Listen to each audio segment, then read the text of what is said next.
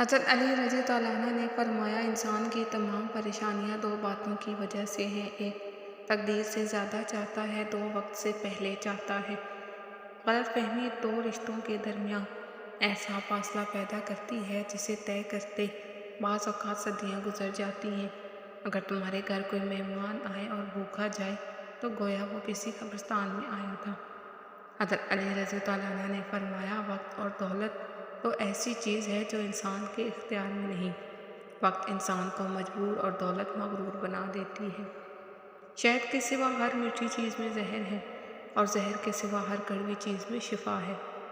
حضرت علی نے فرمایا، کسی کا ضرب دیکھنا ہو تو اسے عزت دو، فطرت دیکھنی ہو تو اسے آزادی دو، نیت دیکھنی ہو تو اسے قرض دو، خصلت دیکھنی ہو تو اس کے ساتھ کھانا کھاؤ، صبر دیکھنا ہو تو اس پر تنقید کر کے دیکھ لو، خلوص دیکھنا ہو تو اس سے مشورہ کر لو۔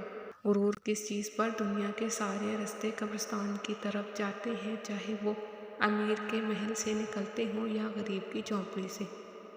مولا علی نے فرمایا، بہت زیادہ باتیں کرنے والے سے لوگ تنگ آ جاتے ہیں۔ حضرت علی نے فرمایا، غیبت کرنا کمزور آدمی کی آخری کوشش ہوتی ہے۔ حضرت علی نے فرمایا، مسکراہٹ روح کے دروازے کھول دیتی ہے، خوشی غصے کا بہترین علاج ہے، شرم کی کشش حسن سے زیادہ ہے، مکمل علم فساد پیدا کرتا ہے۔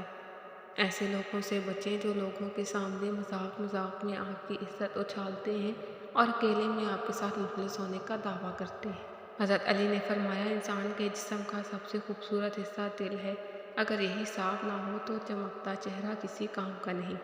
حضرت علی نے فرمایا، خوشی انسان کو اتنا نہیں سکھاتی جتنا غم سکھا دیتے ہیں۔ حضرت علی نے فرمایا، تین طریقوں سے پریشانی خوشی میں بدل جاتی ہے۔ ایک، خاموش رہنا، خاموش رہنے سے پریشانی کم ہو جاتی ہے۔ دو، صبر کرنا، صبر کرنے سے ختم ہو جاتی ہے۔ تین، شکر کرنا، شکر کرنے سے خوشی میں بدل جاتی ہے۔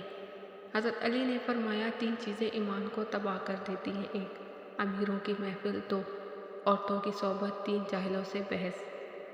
حضرت علی نے فرمایا، تین انسان تین چیزوں سے محروم رہیں گے، غصے والا صحیح فیصلے سے، جھوٹا عزت سے، اور جلد باز کامیابی سے۔